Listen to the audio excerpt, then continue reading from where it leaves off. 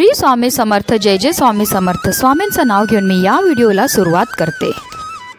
हिंदू धर्मात ब्रह्मा, विष्णू आणि महेश या त्रिदेवांना महत्त्व आहे। यात विष्णूंना जगाचे पालनहार म्हटले जाते। विष्णू पूजनासाठी एकादशी समर्पित आहे। वर्षभरामध्ये एकूण 24 एकादशी येतात आणि जर अधिक मास असेल तर तेव्हा 26 एकादशी येतात। प्रत्येक एकादशीला आपले एक वेगळे महत्त्व असून प्रत्येक एकादशीचं वेगवेगळं नाव देखील आहे। त्यानुसार फाल्गुन महिन्यातील एकादशी तिथी 20 मार्च रोजी आहे। फाल्गुन महिन्यात येणाऱ्या या तिथीला आमलकी एकादशी किंवा रंगभरी एकादशी असं देखील म्हटलं जातं। या दिवशी आपल्याला श्री हरी विष्णू आणि माता लक्ष्मीची विधिविधानपूर्वक पूजा करायची आहे, सेवा करायची आहे, निरंतर जप करायचं आणि त्याचबरोबर आपल्याला काही उपाय देखील करायचे ज्यामुळे आपल्या जीवनामध्ये असणारं सर्व दुःख, सर्व विघ्न, सर्व दारिद्र्य हे नष्ट होईल।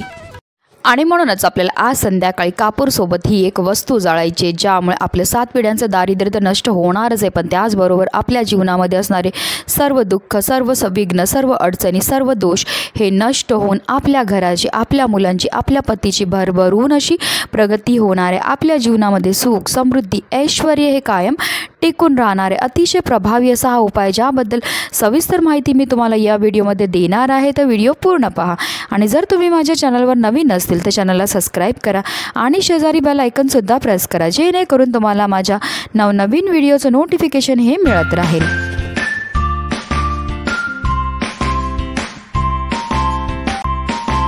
पंचांगानुसार आमलकी एकादशी 20 मार्च रोजी दुपारी 12:21 सुरू होईल, तर दुसऱ्या दिवशी म्हणजे 21 मार्च रोजी दुपारी 2:22 समाप्त होईल।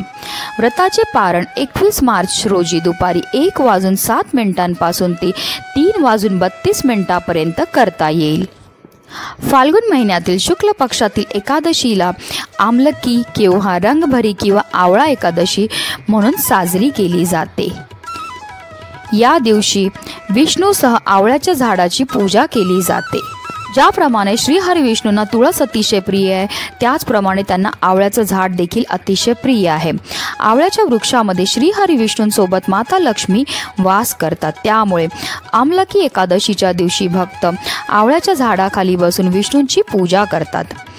तसेच या दिवशी आवळा दान केल्याने 1000 गायी दान केल्या इतकं पुण्य प्राप्त होतं, त्याचबरोबर सर्व यज्ञाचे सुद्धा फळ प्राप्त होतं। या व्रताच्या प्रभावाने व्यक्तीला मोक्षाची प्राप्ती देखील होते। अगदी तुमच्यापासून माझ्यापर्यंत प्रत्येकजण खूप मेहनत करतो, खूप कष्ट करतो, जेणेकरून आपल्या जीवनामध्ये सुख समृद्धी नांदेल।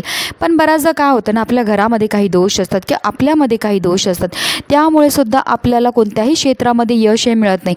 आपण मेहनत तर करतोय, कष्ट तर करतोय, पण आपल्या कष्टाला आपल्या नशिबाची साथ मिळत नाही। आपल्या घरी पैसा तर येतोय, पण आलेला पैसा हा टिकत नाही। आपल्या घरामध्ये जर वारंवार भांडणं होत असेल, कलह होत असेल, कटकटी होत असतील, आजारपण येत असेल, तर ह्या सर्व समस्या का उद्भवतात?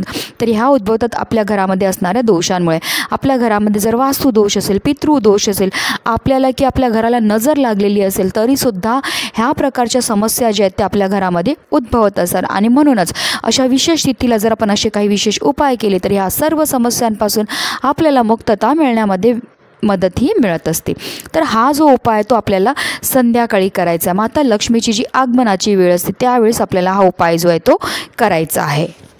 तर ह्या उपायाकरता आपल्याला एक मातीची पंती घ्यायची आहे किंवा तुमच्याकडे जर कापूरदानी असेल तर तुम्ही कापूरदानी घेतली तरीही चालणार आहे। तर आपल्याला काय करायचं, 3 भीमसेनी कापूरच्या वड्या घ्यायच्या आहेत। मी नेहमी सांगते की भीमसेनी कापूरच आपल्याला उपायामध्ये वापरायचा आहे, कारण भीमसेनी कापूर जो आहे तो नैसर्गिकरित्या बनलेला असतो आणि त्याच्यामध्ये जे तत्व असतात ते आपल्यामध्ये आणि आपल्या घरामध्ये असणारी जेवढी पण नकारात्मकता आहे ते दूर करण्याचं काम हे भीमसेनी कापूर करत असतो। म्हणून आपल्याला आवर्जून भीमसेनी कापूरच घ्यायचं। तर ह्या भीमसेनी कापराला जे आहे ह्या 3 वड्यांना आपल्याला गाईच्या तुपामध्ये थोडंसं भिजवायचं आहे आणि त्यानंतर त्या कापूरदानीमध्ये आपल्याला ठेवायचं। त्याचबरोबर आपल्याला 5 लवंगा घ्यायच्यात, अखंड लवंगा घ्यायच्यात। व्यवस्थित पाहून घ्या, त्या अखंड असल्या पाहिजेत, कुठेही तुटलेल्या किंवा किडलेल्या किंवा खराब झालेल्या नसाव्या। अशा 5 लवंगासुद्धा आपल्याला त्या कापूरदानीमध्ये ठेवायचेत। त्याचबरोबर आपल्याला 3 हिरवी वेलचीसुद्धा घ्यायची आहेत। त्या वेलच्यासुद्धा आपल्याला व्यवस्थित पाहून घ्यायच्या, त्यासुद्धा अखंड असायला हव्या आणि त्या वेलच्यासुद्धा आपल्याला त्या कापूरदानीमध्ये ठेवायच्या आहेत। त्याचबरोबर आपल्याला चिमूटभर काळे तीळ घ्यायच्यात आणि हे काळे तीळ आपल्या उजव्या हातामध्ये घ्यायचेत आणि आपल्या घरामध्ये असणारे जेवढे पण सदस्य आहेत त्यांच्या प्रत्येकाच्या डोक्यापासून पायापर्यंत आपल्याला 7 वेळा उतरवून घ्यायचेत। हे उतरवल्यामुळे आपल्या घरातल्या कोणत्याही सदस्याला नजर लागली असेल, ते आजारी पडत असेल तर त्या सर्व समस्यांपासून मुक्तता मिळते। त्याचबरोबर आपल्यावर असणारा प्रखरातला प्रखर पितृदोषसुद्धा नष्ट होण्यामध्ये मदत मिळते। त्याचबरोबर आपल्या मुख्य प्रवेशद्वारावरनं सुद्धा आपल्याला 7 वेळा जे आहे हे काळे तीळ उतरवून घ्यायचे आहेत आणि हे काळे तीळसुद्धा आपल्याला त्या कापूरदानीमध्ये टाकायचे आहेत। आता हा उपाय सुरू करण्या अगोदर आपल्या घरातले जेवढे पण दरवाजे आणि खिडक्या आहेत हे आपल्याला खोलायचे आहेत आणि त्यानंतर आपल्याला हा उपाय करायचा, कारण आपण आपल्या घरामध्ये असणारी अलक्ष्मी आहे, नकारात्मकता आहेत, वाईट शक्ती आहे, दोष आहेत, दारिद्र्य हे आपल्या घरातनं बाहेर काढण्याकरता हा उपाय करतात आणि म्हणूनच आपल्याला सर्व दरवाजे खिडक्या खोलायचे आहेत आणि त्यानंतर आपल्याला हा उपाय जो आहे तो करायचा आहे। हा संपूर्ण उपाय आपल्याला आपल्या देवघरामध्ये बसून करायचा। आपल्या देवघरामध्ये जो दिवा प्रज्वलित केलेला आहे त्या दिव्याच्या मदतीने ह्या ज्या कापूरदानीमध्ये आपण कापराची वडी टाकली आहे ती प्रज्वलित करून घ्यायची आहे। काही वेळाकरता ती कापूरदानी आपल्या देवघरासमोरच ठेवायची, त्यानंतर ती तिकडनं आपल्याला उचलायची। उचलल्यानंतर आपल्याला निरंतर श्री स्वामी समर्थ, श्री स्वामी समर्थ किंवा श्री गुरुदेव दत्त, श्री गुरुदेव दत्त किंवा ओम नमो भगवते वासुदेवाय नमः, तुम्हाला जो पण मंत्र येतो त्या मंत्राचा जप करत करत आपल्याला संपूर्ण घरामध्ये ही कापूरदानी फिरवायची आणि त्यानंतर आपल्या मुख्य प्रवेशद्वाराजवळ आपल्याला जायचं आहे आणि मुख्य प्रवेशद्वाराच्या आपल्या उंबरठ्यावर मधोमध आपल्याला ही कापूरदानी ठेवायची। जिथपर्यंत हा कापूर प्रज्वलित आहे निरंतर आपल्याला मंत्राचा जप हा करत राहायचा आहे।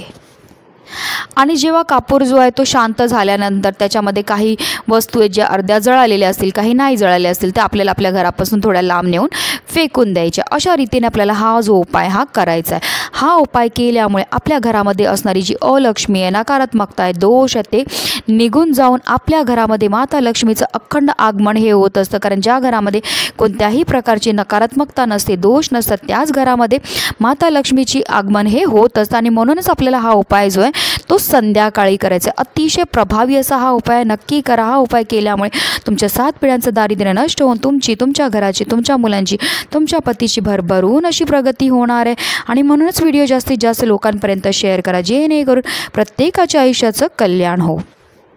श्री स्वामी समर्थ। जय जय स्वामी समर्थ।